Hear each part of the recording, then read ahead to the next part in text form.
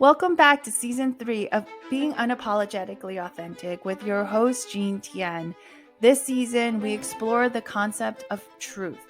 Each one of my guests has been handpicked by me for their powerful and inspiring stories of how they've been able to remove the social conditioning behind success and start to truly live that authentic, successful lifestyle. I hope that their stories will inspire you to start to do the same and find what success truly means to you. Hey, Valerie, thanks so much for joining today. It's so nice to flip the tables and have you on my podcast this time. So welcome. Thank you so much for having me. It's so exciting to be here. And I'm really excited to flip the tables too. I'm usually on the other side. So it's awesome to get to chat with you. I always find it interesting when you are interviewing a podcaster, because sometimes at least I get confused about which side I'm on. And then it comes out funny.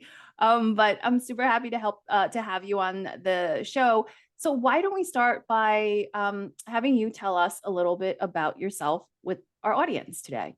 Absolutely. Well, my name is Valerie Moses. I work full-time in community engagement and public relations for a credit union in Central Florida. And when I'm not running the show there, I work or I have my very own podcast called Wellness and Wanderlust and a blog by the same name. I started out more on the blogging side. I've always been a writer. And it started out as a college advice blog, but it has since transitioned over to talk more about small steps we can take in our wellness to really transform our lives and make major change through just those small, simple habits. I love that. So what motivated you to start the college advice podcast or blog in the beginning?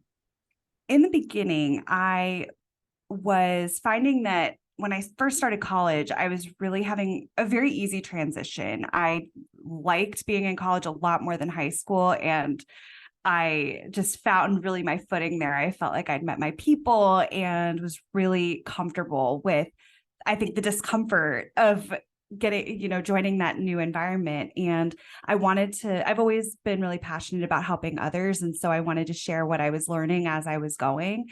And as a writer, I also just wanted to have a blog. At first, it was very much college advice, but also really anything that came to mind. So I would write about pop culture. Sometimes I would talk about the worst boyfriends in history and on television and things like that. So it was very, very diverse topics, but really just anything that kind of came to mind, and really focusing on that college advice for a once a month feature called the Freshman 15 that I loved doing. I love that. Yeah.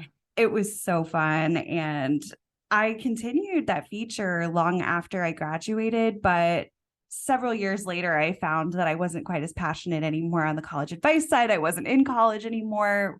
When I was in grad school, it was a very different experience. And so I found that my interests and priorities really started to shift from there. And I love what you just said, because I think that is so critical, is this shift in what you were doing based off of your loss of passion or interest in the blogging side or the freshman 15 side, right? So I think that that's something that as we get older, and I don't know if you've had this experience as well, is that we forget sometimes how important that passion is, that becomes our motivator in life in terms of what we're doing. And so I'd love for you, and I think some people are afraid to recognize it because then they may have to do something about it, right? Yeah. And so have you had to deal with that in your, I'll call it adult life or post-college life? And if so, how have you dealt with, how have you handled it? I think that's such a great question. And it's something, it really is a struggle, I think, when you've been doing something for so long and you feel that everyone's expecting you to do it. It has to get done. It's the number one thing, and it's on everybody's mind. Of course, it's the top priority that they have too, even though we're all focused on what is going on in our individual lives. But I have definitely been guilty of putting that pressure on myself to continue something long after the expiration date. And I mean, the quality of the work suffers. It's not resonating with people anymore. And I found that while I was still doing a lot of college advice in my full-time job, our credit union that I work for is really engaged on a college campus. And so I still do talk to college students from a kind of a different lens, but I just wasn't finding that passion when it was in my creative work. It was like a very different, uh, it was a different perspective that I was coming from that I just didn't really, it wasn't translating to the page anymore, the passion that I had before. And so Yeah. I kind of just did some self reflection here and there and realized what are the things that are actually bringing me joy to write about, because at the time I wasn't really niching down into one particular topic, and I still was kind of focusing on other things too. And I found that the topics that really spoke to me were wellness at the time, because I was kind of in the midst of, well, we're always in the midst of our wellness journeys, but I was very So much at the true. beginning. Yeah. And kind of going through that. And then also the Wanderlust side, it was pre-pandemic. And I was finding that I I live in an area that's about 3 hours from where I'd grown up, and we're in a very touristy area. So I'm in Orlando, so we're very well known for the theme parks and all of the Disney. things. Yeah. But there were so many hidden gems over the years that I was hearing about that Mm, I would always say, oh, I'd love to do that, but I just never did it. And so I really focused the blog toward actually doing some of the things I had set out to do all this mhm. time, and kind of writing about the experiences and shedding light on it for someone who's coming to this area that maybe wants to do something outside of the parks, or someone who lives here that doesn't know that this is in their backyard. And so those were really the areas that were bringing me a lot more joy. And I sat down and thought about it, and I realized I can talk about college advice anytime. If it is something that really brings me joy again, I can shift the topics. It's not my full-time job. So I do have that flexibility in what I'm able to write about and talk about. But I ultimately knew that an engaged audience, the people that were going to care about what I had to say, they were going to care a lot more if I cared about what I had to say. And so Absolutely. yeah, Yeah. so I kind of had to give myself that flexibility. I love that. And one of the things that I've actually noticed in your more recent episodes, at least, it's been focused very much on mental wellness, right? Yeah. So, is that something that you've been personally working on? Is that one of your core values as well, in terms of how you pursue your passions, as well as how you make your decisions in life? Absolutely. So I've always had a lot of physical wellness struggles. Growing up, I had sinus issues, had a life-changing surgery at 5 years old. I've never fully known what it felt like to be 100% well and have everything going right at once with that. And so that's kind of how that pursuit had started. And I was always experimenting there. And the farther I've really been diving into this journey over the years, the more I've learned that it has so much more to do with the mental and the spiritual as well. And there was so much I just wasn't nurturing. In my early 20s, I was in a very toxic relationship. And at that time, I was also very early into this journey of kind of experimenting with the types of foods I was eating to see how they made me feel. And so it was at a time where I was starting to notice how my body was feeling and starting to try to understand how to connect with and trust my body. And then all of a sudden, I'm in this situation that doesn't feel mentally safe, and really kind of changed a lot of my relationships at the time and really affected so much. And I didn't understand. I'd always kind of said that I would feel certain emotions in my chest or in my stomach or things like that. And suddenly, as I'm diving into this journey more, I'm learning that there is a legitimacy to that. And that's a very real thing. And so as I've started to learn, I'll have sometimes blood work that doesn't come out really the way it should. And when I've talked to a doctor, they've determined, well, what was going on at the time that this blood work was taken. And it turned out it was because of a traumatic event or because of, something going on. And so really kind of trying to understand how the experiences we're having in life, whether they're physically, it's the physical stuff that we're putting into our bodies and the exercise that we're doing. Sometimes we're putting on weight because of traumatic experiences. Sometimes our bodies are just doing very strange things in the blood system, in our blood work. And so it's really important to be kind of nurturing that side and understanding ourselves a little more. And so the mental wellness piece is something you are ultimately, like, you are the person that you're going to be with. And so really trying to kind of get comfortable with that and start to, just continue to nurture that relationship. I think that's why that's been such a powerful piece for me. Plus, I think we've been through a very traumatic few years with the pandemic and so much social unrest. We have a lot going on in the world. There's always a lot going on in the world, but I think that it has been a very challenging few years. And so really trying to dive into how do we mentally prepare for these types of, these times in our lives, and how do we adjust? How do we take care of ourselves in these times, aside from what we're eating and how much we're exercising, while those are very important things. Yeah, and I really can appreciate what you've been talking about with this mind, body, and spirit connection, and I can really appreciate the journey that you've been on as well, because I think that so many of us often forget that our physical body is very much connected to our spirit and to our mind, and that I think sometimes we dismiss what we can't see, and so we put a lot of emphasis on the physical body, but yet it's not just the physical body. There's, to your point, there's so much more to it. And I think it's also interesting that you mentioned the blood work and the doctors, because I'm much older than you, and so at my age, I have to go to the doctors and get my hormones checked or my blood work checked. And it's funny because they come back normal, but yet at the same time, I know personally how my body is reacting. And so there's also that, kind of inconsistencies sometimes between what we know is true for our body versus what other people are telling us is normal, right?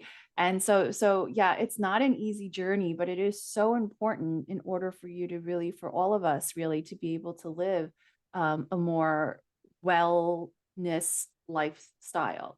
But there's one thing that I think I really would love to touch on more too, is this spiritual aspect, because oftentimes I think it's more accepted now that we have a mind and body connection, but the spiritual connection is something that I think is evolving as we're talking, right? It's becoming more commonly known and accepted. But do you have a spiritual practice? Do you have a morning routine? How has that made a difference? How have, any of these practices made a difference in your life? And how have you seen it shift in terms of perhaps like in your pursuit of knowing what your passion is, or having the motivation to move forward with something, or, being able to move past the fears when it comes, right? Yeah, it's challenging. I think the spiritual side, it's something that, other than maybe, organized religions, we weren't really taught. If you weren't raised in one of those, or if you're not part of one of those, then we sometimes don't understand, well, how do I integrate this into my life in a way that's meaningful for me? And so it's definitely something I find that when I am really consistent with my morning practices and with meditation and mindfulness, all of the other pieces fall into place so much better. And I find that I'm making better decisions with my food. I'm speaking nicer to myself, but it's still sometimes one of those roadblocks, because it's a harder thing to put on a to-do list of complete my spiritual practice for the day. And I'm very, a Virgo, very earth list minded. And so it's a challenge, but it's something that I am trying to incorporate a bit more. And so I actually choose a word every year for my word of the year. And this year, my word is intention, and really trying to bring everything I do back to that. And my biggest intention for the year is getting back to basics in terms of the spiritual, mental, and physical. And so there are times where I'm up late at night and I'm thinking there are still 50 more things on the to-do list. And it's just kind of coming back to that intention of, sleep in that case. Like, that is what I need, is to get back to that. And is the thing that I'm doing on this list, is this personally meaningful to me, or is this something that it can wait till the morning and it's not really that important? And something Yeah. that I did a couple of years ago, I took a strengths assessment. It was the strengths profile, where they look at what strengths you have, that how much energy they bring you, how much you use them, and how good you are. And that's another thing that kind of comes back into that values set, is how am I embodying these? And when I feel that sense of unfulfillment, because I think sometimes you're just generally feeling stressed out and overwhelmed and not really sure why. And so I'm really trying to give a name to that and really trying to reflect and take that time to think about, well, am I embodying these things I really care about? Are the things on my to-do list for the day things that I'm going to get joy out of? Or do they tie into those things? Maybe it's not 100%. Like, did I want to go to the dentist yesterday? No, but was it really good for me to get that in? Absolutely. Like 100%, no regrets on that. But, really trying to dive into, and something that I learned from that strengths assessment was that there were some things that really bring me joy, that really fill my cup, that I'm just not doing, that I just didn't give myself the time for. And I found that it really tied into what I was feeling unfulfilled in. And so those for me were creativity and legacy, feeling like the work I was doing was making a difference. And I really now try to think about, when I'm making a decision on, am I going to take this on, or should I do this or this today? I really try to think about if it's going to fulfill those values that I have, that make me feel like the best version of myself, and that really bring me that joy so I can better serve. And so that's something that really I come back to. Meditation and mindfulness is something that I kind of ebb and flow in that, but that is something that I'm trying to start reconnecting with a little bit more, even just being more aware of my body, and Yeah. doing those body scans, taking the deep breaths and really focusing on that throughout the day. Yeah. And breath work, I think we forget so like often we forget to breathe. And and I think people think it's silly when I say something like that, because it's like, well, if you don't breathe, you're dead, right? But I think that people don't realize until they sit down and really practice true breath work and the exercises that come with it, just how shallow our breathing is. So our body is constantly in this flight process because we're breathing like this, like these like really shallow breaths. Whereas like we should be taking these long inhales and long exhales. And it makes such a big difference once you start to practice it. And I don't, like I set reminders for myself on my calendar, like every half an hour, breathe. And I think, in busy days, it just, I don't pay attention to it, but there are times when it does hit me and it's like, oh wait, yeah, like I have to breathe. Yeah.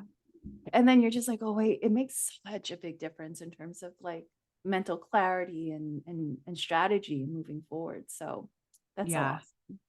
awesome. So your podcast, Wellness and Wanderlust, is in the top 3% globally, according to Listen Notes, which is absolutely amazing.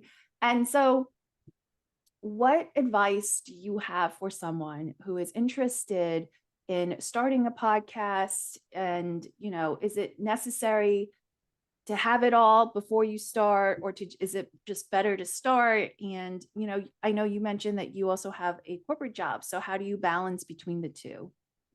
That's a great question. I went for a very long time of, yes, I'm going to start a podcast. I probably wanted to start one for about 2 years before I did. And so I officially started September of 2020, just because with the pandemic, some of my, there was no social life. So it definitely gave me some time back. But what I did was, I knew like I can't start tomorrow because I was overwhelmed with the details. And I think it's a lot easier to start one than we think, because there are a lot of great resources out there and many of them are free.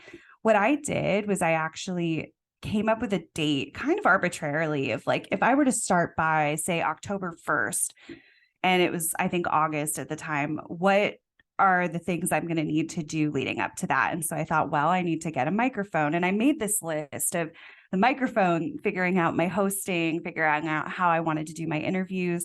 And even just not so much like coming up with a schedule of interviews, but just figuring out like, who would I want to talk to? What do I want to talk about? Do I want to talk? Because occasionally I'll do a solo. It's a little scary for me. I love interviews, but I really thought about that and kind of wrote it out. And so that was really helpful for me. And then kind of checking those things off the list, I actually was able to get it done in a much shorter amount of time once it was written down.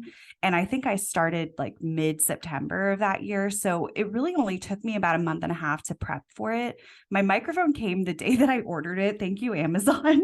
But I think that it really gets a lot easier once we kind of write out a plan for ourselves. I think some people really are great at just starting, like the microphone is here, we're going to get started. For me, I needed to have a little bit more of a plan, but I think that if you write the things down, you get a lot less of the analysis paralysis and you can get started.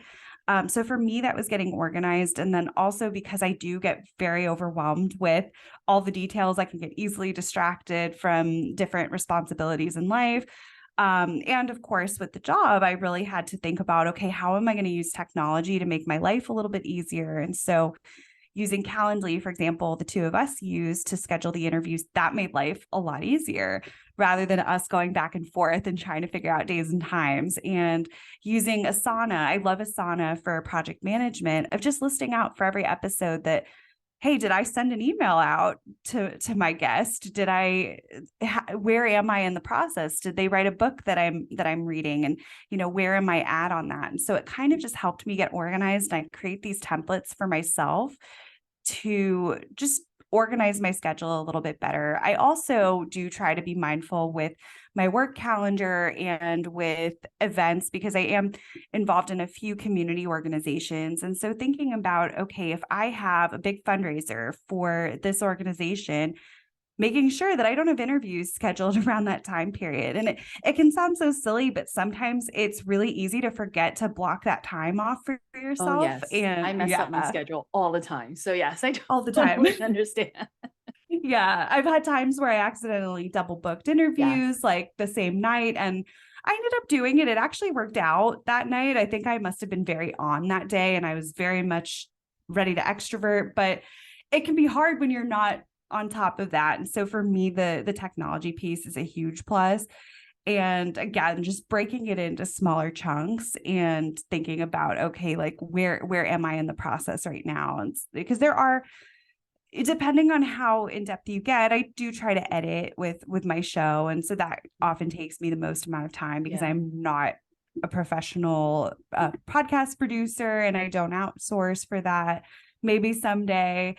And so really trying to make that time for it. I also love to set timers. So sometimes if I'm really overwhelmed, but I'm like, I know I have 15 minutes that I can work on editing, or I can start writing up some questions or go through the emails with that.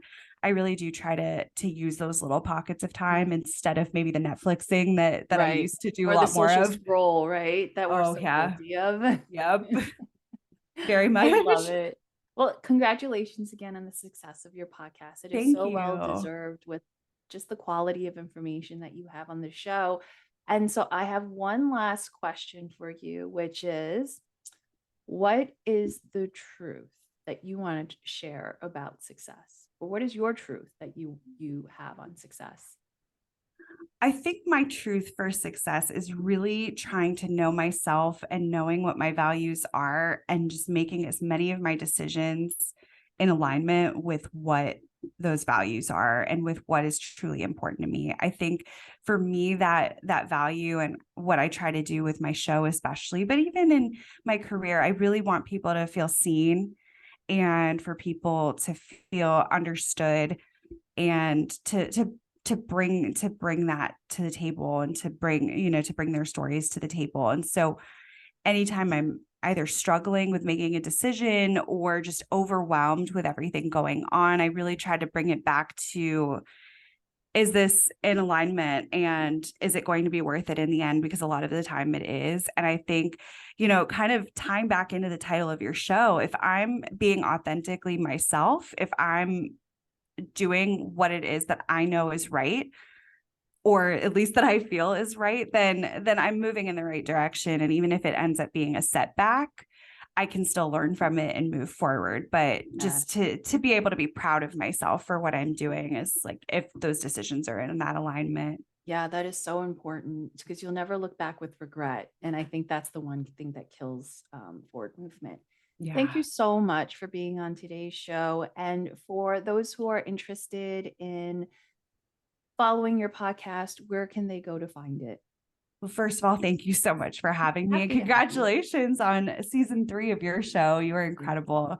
You can find Wellness and Wanderlust really wherever you get your podcasts, wherever you're listening to our show right now.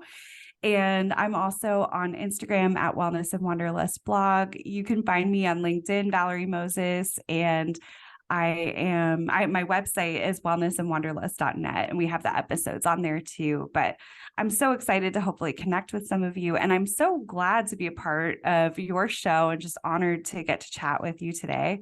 Thanks, Valerie. It's so much fun to have this conversation with you. I know we had so much fun in our initial conversation, which is why I wanted to continue with it.